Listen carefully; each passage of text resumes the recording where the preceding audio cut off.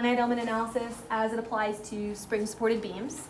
We looked at the Winkler foundation, right, and derived the Winkler foundation relationship matrix for a single element that just gets added to the beam stiffness relationship whenever it's present. And then we also looked at concentrated springs at nodes. So you could have a linear spring and or a rotational spring at any given node. When that occurs, you add the stiffness term associated with that discrete spring to the corresponding diagonal term within the beam stiffness matrix. So since we are building that spring force into the system, it's considered an internal force to the system. That means our force vector is still just associated with applied external loads or reactions. So we looked at that setup and did a little example, and then we went back to Winkler Foundation and started setting up this example. So we'll finish this example up and then move on to frame analysis. All right, so in this example, we looked at this 2-element beam that's on a Winkler foundation, no discrete supports at nodes, just the Winkler foundation holding this beam up.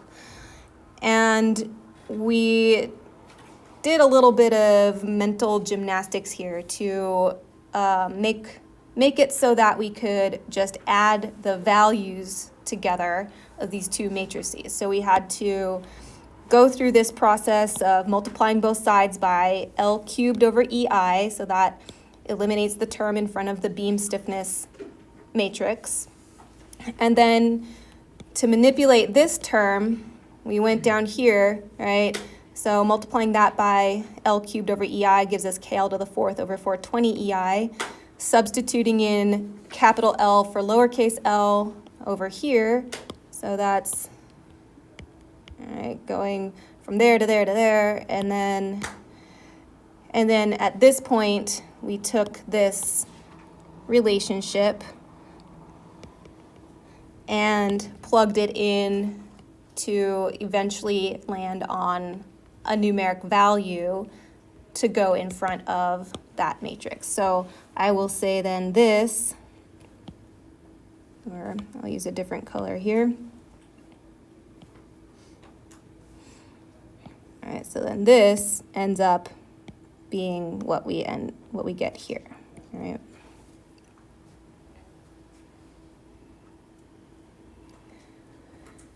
All right, so now that we have set that up, we are ready to proceed with our solution. So on the next page, we have the 6x6 numeric matrix that is just the summation of the beam stiffness and the Winkler foundation. It is symmetric. All right, so that's why I did not write the lower half.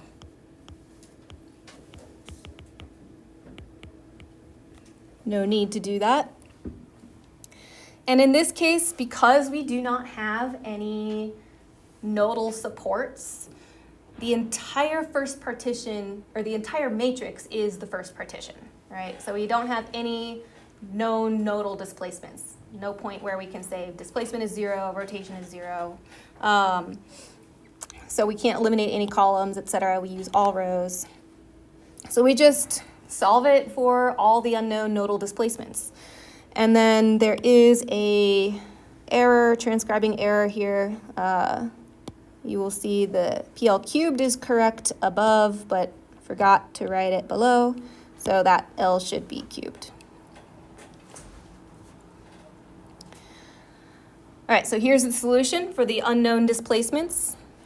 Translating that to a sketch shows the displaced position of the beam. All right, so the vertical displacements V1 and V3 are both negative, so downward to approximately 2 times PL cubed over EI, right? So these, of course, will all be multiplied by PL over E, and PL cubed over EI, right? And then the displacement at node 2 is slightly higher, roughly 3% larger than the end deflection.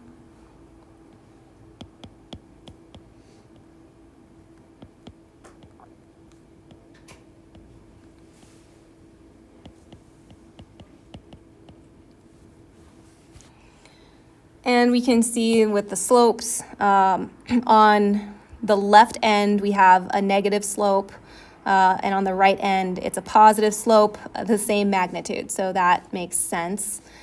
At the center, the slope turns out to be 0, which also intuitively makes sense, right? That's where the load was applied.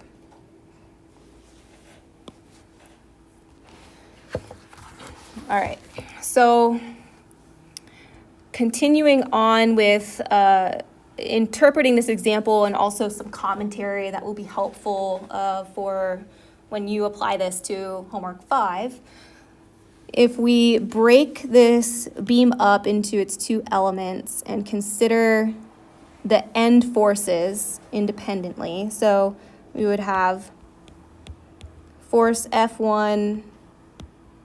All right, so this is, all right, so I take that back. This is not quite tied to this example necessarily. This is more general. All right, so F1 and M1. And then here at node 2, if we break it up, because node 2 connects two elements, we would say this is the force at node 2 associated with the end of element 1, so F2, 1. Similar for the moment. All right, and then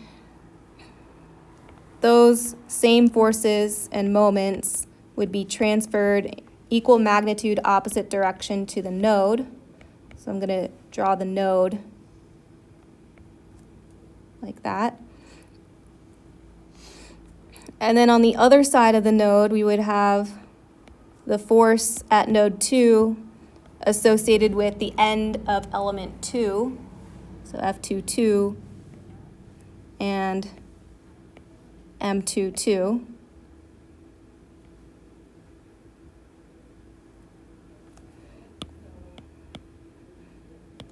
All right, and then those are equal magnitude, opposite direction on the member. And then, of course, you have F3 and M3.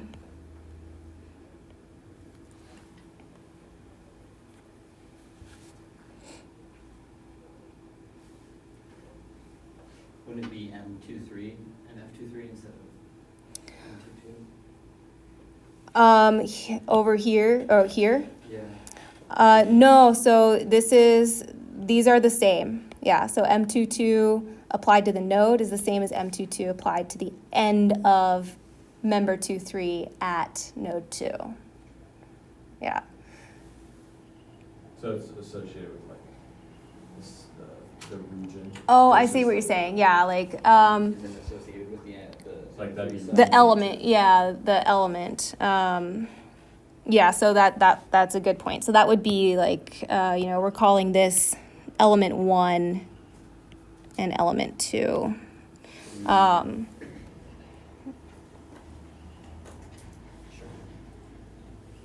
Yeah, good point.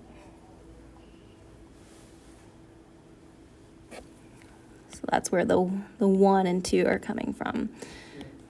Yeah. Nobody asked me that question before, so yeah. Yeah, you guys are on top of it. That's good. We're just confused people.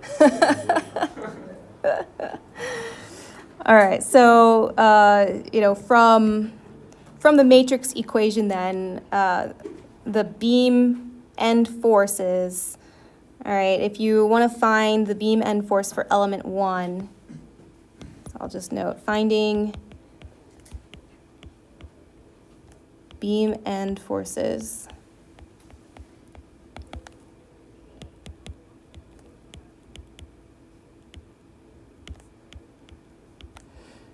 So you would just take your nodal displacements that are associated with that element. So you've got 4, all right, V1, theta 1L, V2, theta 2L, and plug it into the element 1 matrix equation. So stepping away from the overlay.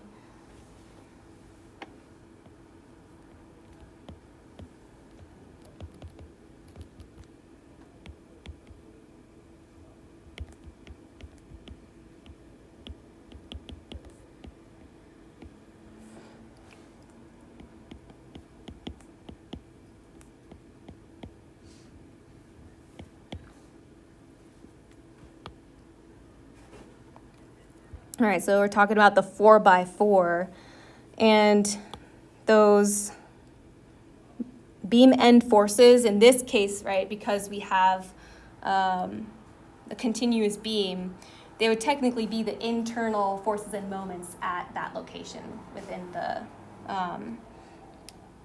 within the beam, right?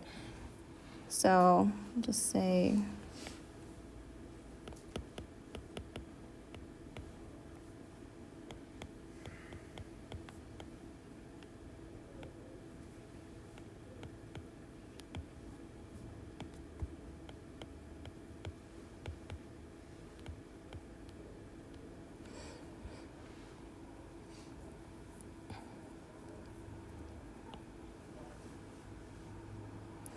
so you would have your 4x4 times V1 theta 1L, V2 theta 2L is equal to your F1 M1 over L, F2, and M2 over L. So that's how you could get those beam end forces from your overall results. Take the displacements and then go back to the individual element matrix equation. And if that problem, if you also have Winkler foundation to consider, then it would be the 4x4 that incorporates the Winkler foundation in it, right?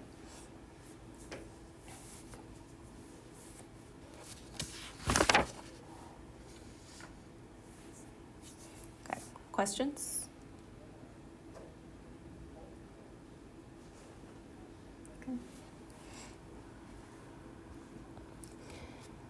Alrighty, so don't really need that extra page. Oh, wait, I'll give it a moment for everyone to finish writing.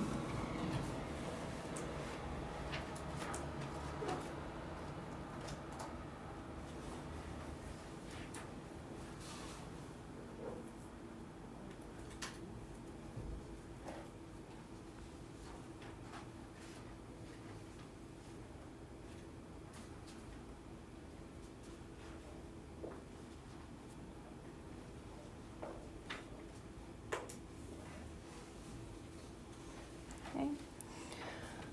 All right, so moving on to frame analysis. For frame assemblies, right, of course, one thing that's different from beams is that we now have members that are not horizontal that we need to account for. So that will involve a geometric transformation, which we'll go through briefly.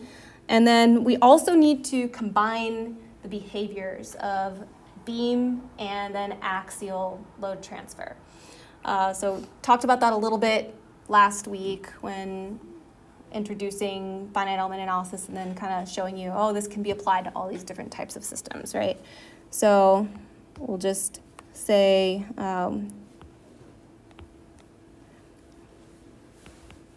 need to represent non-horizontal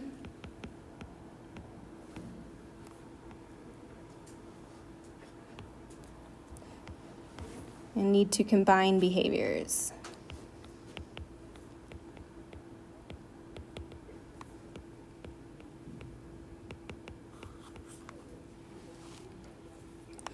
All right, so specifically there we have bending associated with beam behavior, where the F equals KX relationship was previously defined.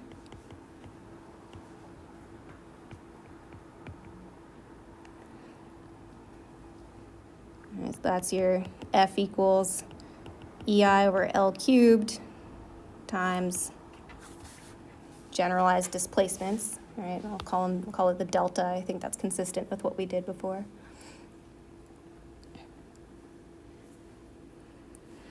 And then axial behavior. In this class, we have not yet introduced that, but it's pretty straightforward, so we'll just briefly go over it below. So,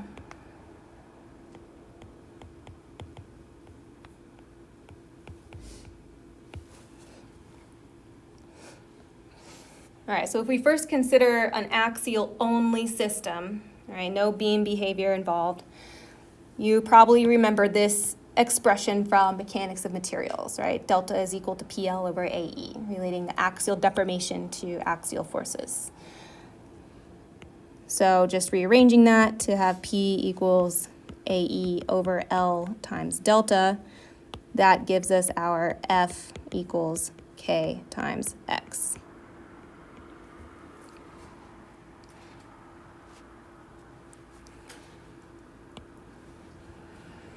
So if we consider a single element with stiffness AE over L, we can represent the forces at each node to the displacements at each node.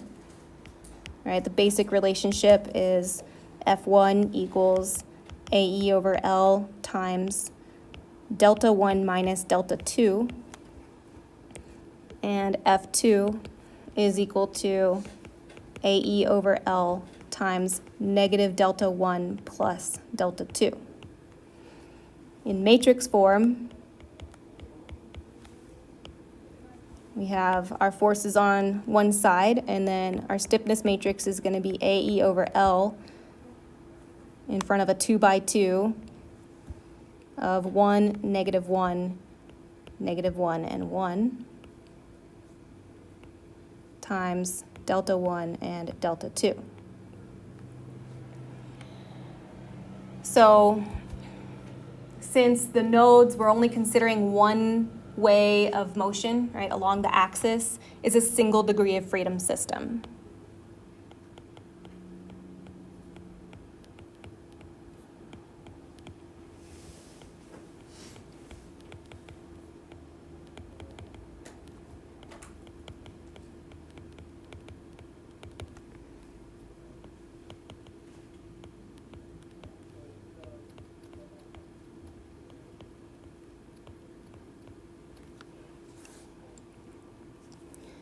Couple of comments on this equation. The stiffness matrix has a determinant of 0.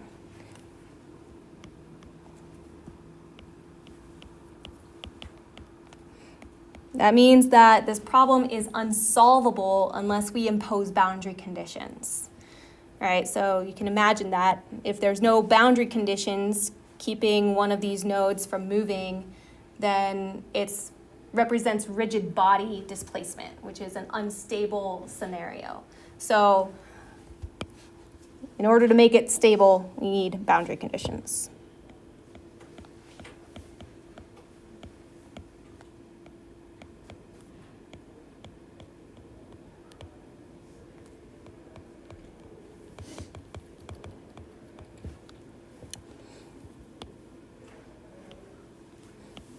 So that represents rigid body motion.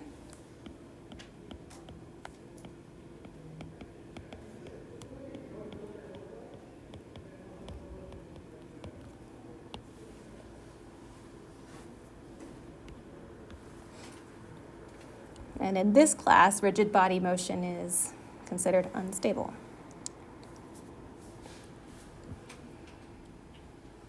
All right, so second point, if we have multiple elements, we simply overlay the matrices, same as before.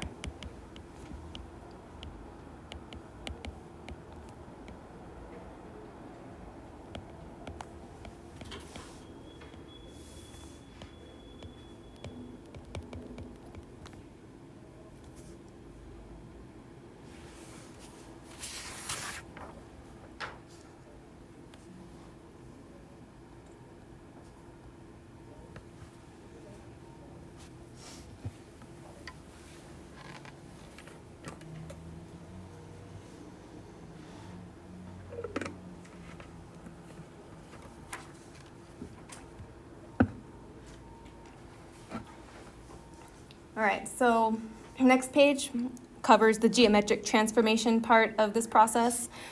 So once we implement that, in order to be able to represent frames that include non-horizontal members, et cetera, we're adding a dimension basically to our problem, right? So in what this means is we're adding a third degree of freedom to represent these elements in terms of global X, global Y, and rotation. So I'll note here that we have 3 degrees of freedom. So we consider each node can move in 3 ways.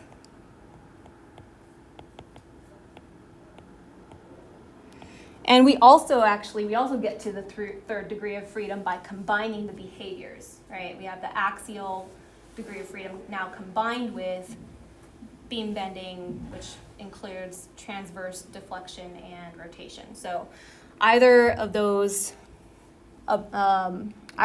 additions will get us to the third degree of freedom. So locally,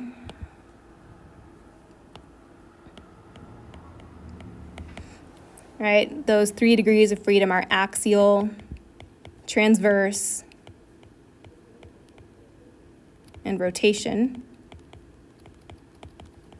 Globally,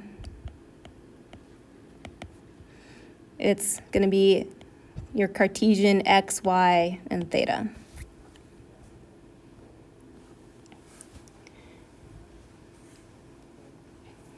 All right, so here we have the local forces and displacements noted on a generic frame element.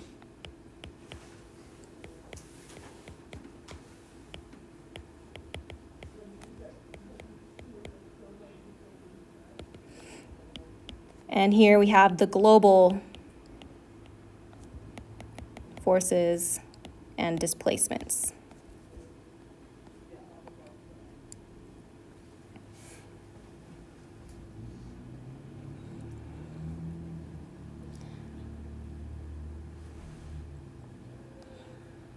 So we want to relate the local to the global.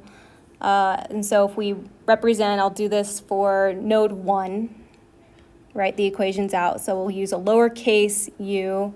I've got the notations kind of defined over here, where the system I've chosen here is just using lowercase letters to represent local coordinates and uppercase letters to represent global coordinates and displacements. So lowercase u at node 1 will be equal to capital U at node 1 times cosine of phi plus capital V at node 1 times sine of phi, where phi is shown in the figure. That represents the angle of orientation of the member with respect to the global x direction.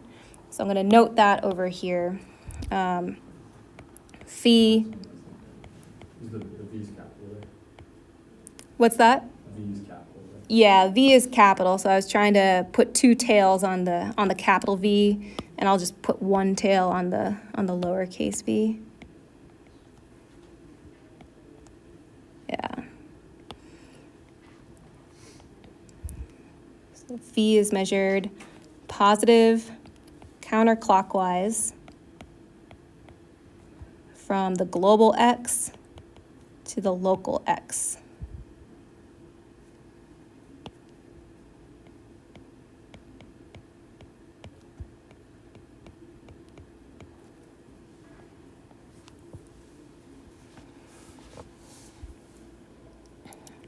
So then we'd have lowercase v at node 1 is equal to negative capital U1 cosine phi plus capital V1.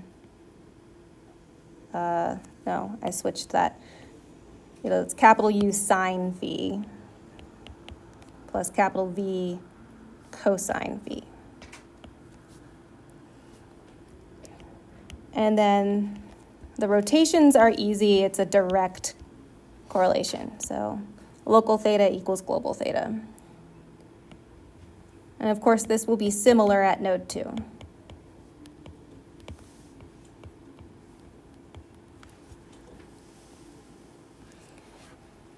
So if we assemble these three equations in matrix form, and for convenience, let's define lambda as cosine phi and mu as sine phi. Then we have our local displacements, lowercase u1, v1, theta 1,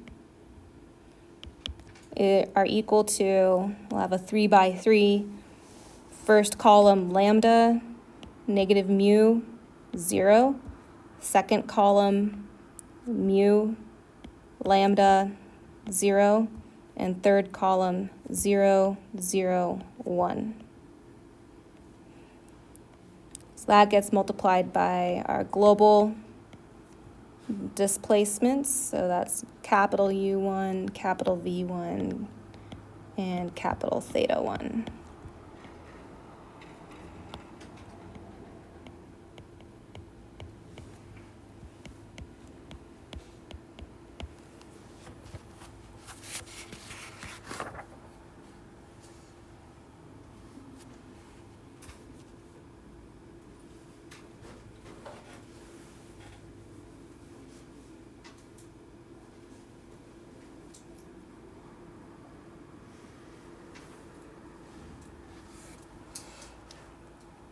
All right, so applying that wherever we have a node, we'll take care of the geometric transformation. Now we have to account for the combined behavior. So I showed you this equation the other week. Now we're actually going to work with it. So we have to, in order to make the stiffness terms for axial and beam behavior compatible, we have to define this expression, capital S here, equal to AL squared over I. And that S, it doesn't have a physical representation necessarily, right? It's not a property that you can look up in a table, but it's just something we calculate for convenience in this method, so that when you take that value and multiply it by EI over L cubed, you get the axial stiffness, right? AE over L. So that way we can replace the axial 2 by 2 portion of our element stiffness equation with this S term. And then if we know what section we're using, right? If we know the geometry, the cross-section area, and the length, and the moment of inertia, then we can calculate a value for S. So we can have all numbers in here.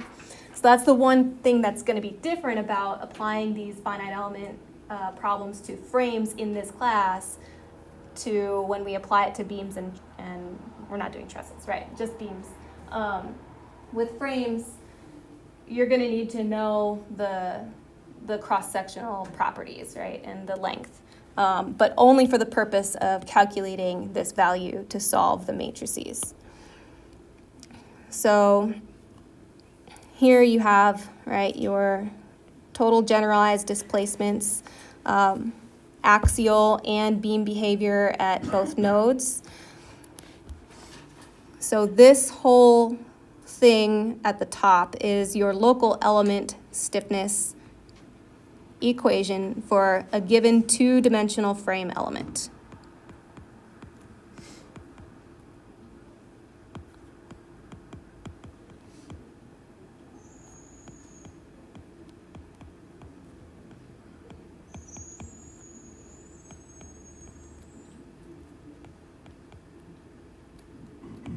So with 3 degrees of freedom per node, a single element with 2 nodes, of course, that gives us a 6 by 6. Now we apply the transformation to that to get it in terms of global coordinates, right? Global displacements. So transformation will give us capital delta to represent the, well, this is a little bit backwards the way That's all right. So to be consistent with how we developed the FEA method, all right, we used capital delta to represent our local displacements. So stick with that, even though it's kind of opposite what we're doing for everything else. That's going to be equal to the transformation matrix times, I'll call lowercase delta, the global displacements. And here, the global column vector, you'll notice it's been rearranged to be ordered by node for convenience. All right, so up here, we had the axial deformations lumped together and then the beam behavior lumped together. In our global representation, we just rearrange it so that we have everything for node 1 lumped together and then so on.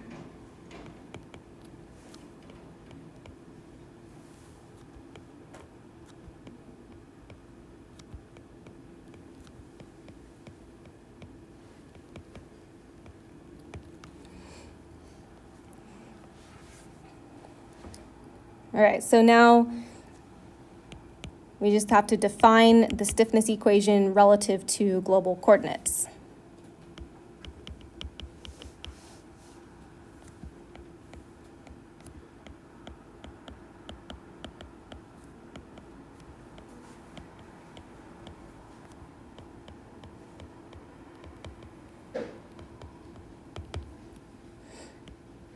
So we have our K times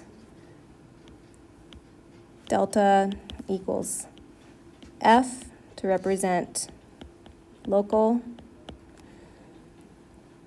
And then if we pre-multiply both sides by the transpose of the transformation matrix.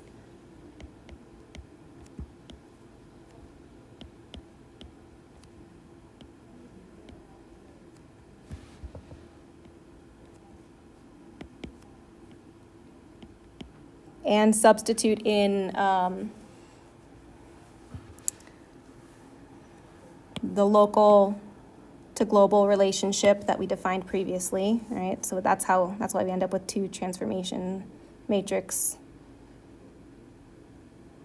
notations on the left side of this equation.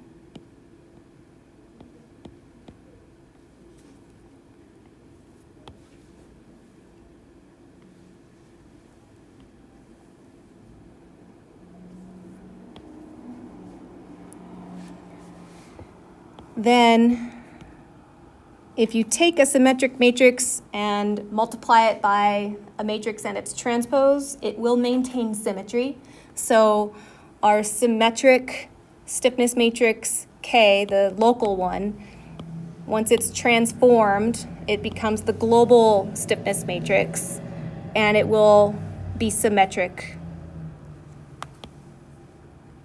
in both contexts.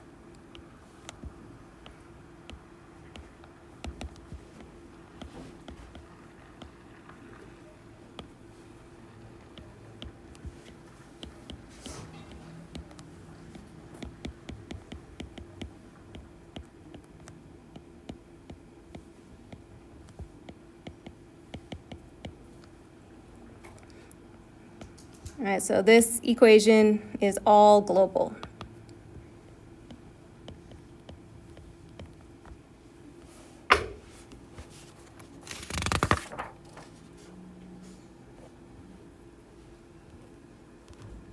Questions so far?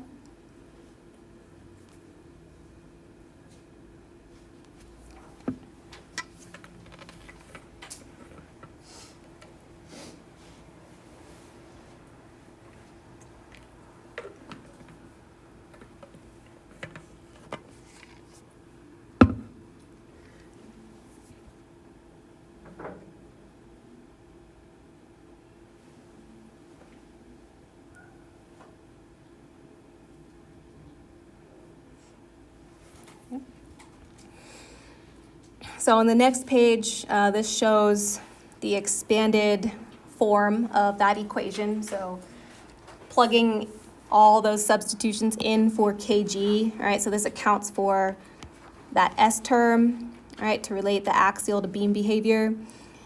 And then we have the lambdas and mu's in here to represent the geometric transformation. So this is a general, very general starting point that can be applied to any frame element, right? If you know the angle of orientation phi, just calculate the lambdas and mu's. If you know the cross-sectional area and the length and the moment of inertia, calculate that S value, and then you can get your 6x6 of numbers for that element. On the rest of this page and the next page, we have some common angles pre-calculated for you as far as the geometric transformation goes. So this one right here, right, corresponds to a horizontal element. So you'll use that one for your homework, which I haven't yet released the homework that's associated with this lecture, but I will soon. So this will be one of the matrices that you'll use for homework 5.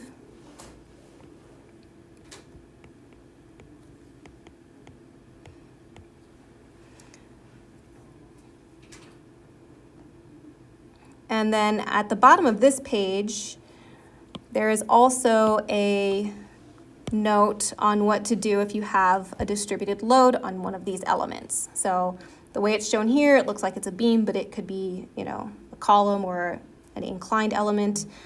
Basically, it's very similar to what we did before with distributed load on a beam, except now we have zeros at the locations that would be associated with the axial degree of freedom, right? So what this means is that the distributed load Q has no impact on axial behavior of the element that it's applied to, because it's a transverse load, right? So it doesn't impact axial behavior of that element. Ultimately, it will impact axial behavior of elements that connect to it at an angle, right? Because it will transfer through, but you don't have to worry about that in the setup.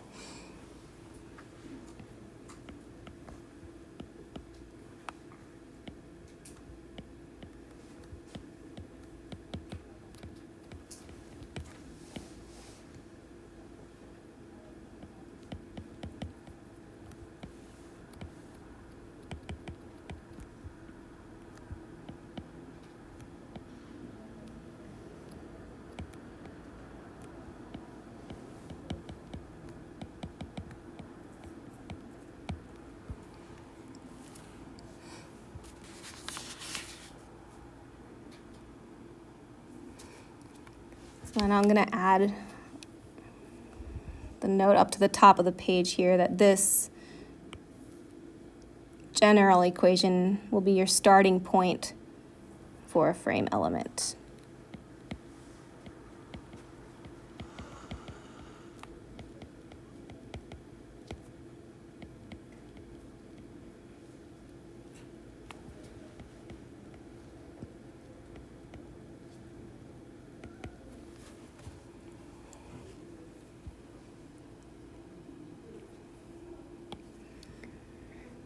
Where this is your kg from the previous page.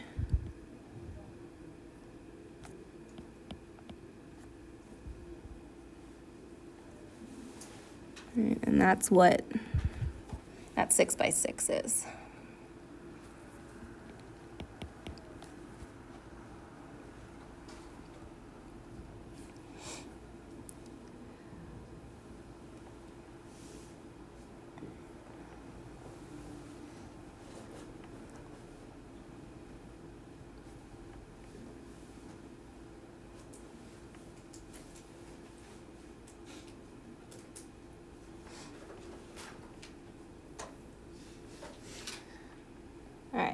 So next page, got a few more pre-primed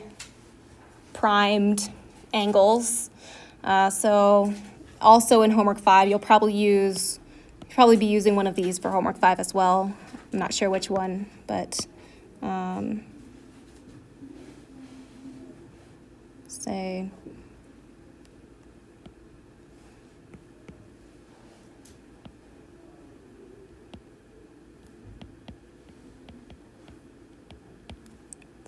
maybe I'll say maybe use for homework 5.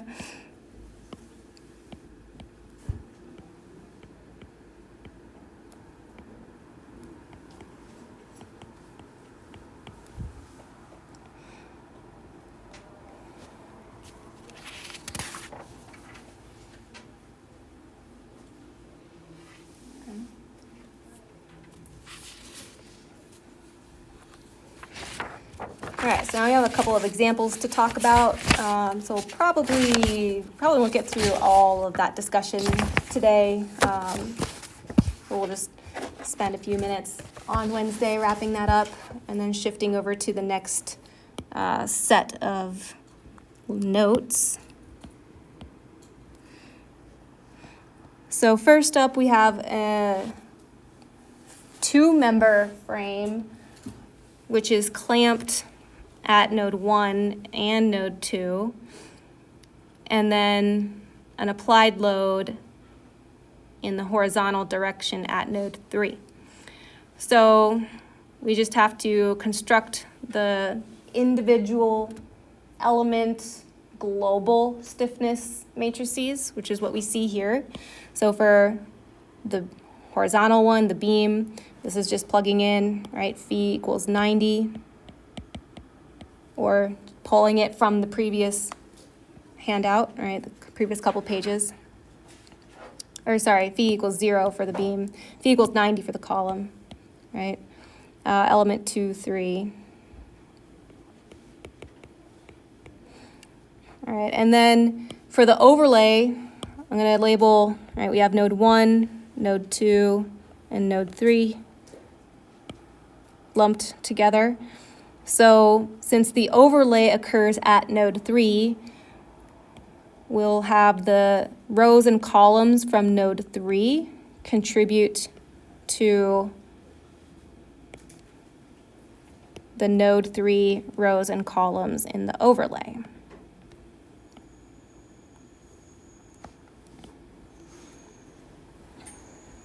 All right, so that's just adding those together.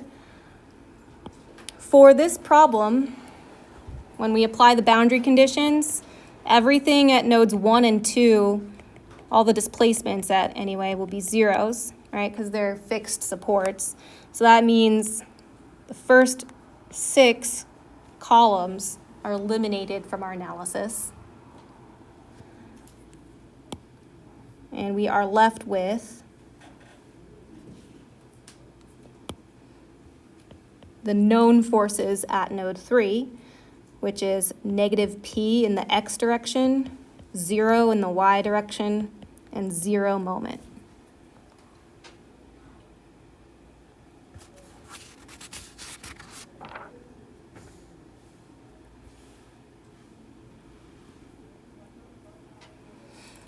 So at this point, everything is still in terms of capital S. So we need to know our cross-section in order to proceed with the solution. So if we use a W8 by 15, and if we assume that the length is 120, or 10 feet, and we'll apply that to both elements,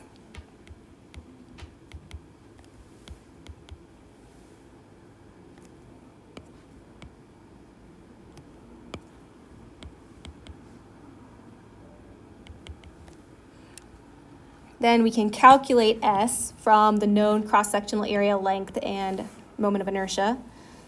Get a value of 1332. And then our first partition can be expressed in numbers.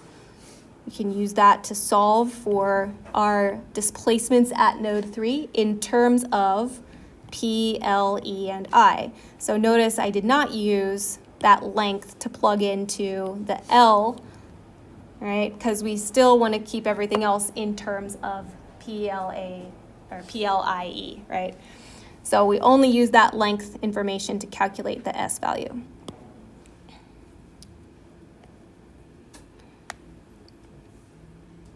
Take that result, plug it into the second partition, right, which will be the first 6 rows of our original matrix to solve for the reaction forces at nodes 1 and 2. Those results should all be in terms of the applied load P, right? So your L cubed and EI will cancel out when you plug this into there, right? It'll cancel that out. So everything should be in terms of P. Our moments are still divided by L, so when we interpret that in our final result, we'll have to factor that L back out, right? So in this example, that is done, but the L is, since we know the value for L, it's built into this calculation, all right? So this is the 0.0011 times 120 for the 0.132, all right? And a quick check, I know we're out of time, but always finish up every problem verifying equilibrium. And again, usually sum of forces in X and Y can be eyeballed. Sum of moments is not as obvious, so I do want to see that one spelled out, right? The full check written out with the equation. But I will accept it if it's pretty easy to just say like, yeah, sum of forces X, sum of forces Y, checks out. Okay. Any questions?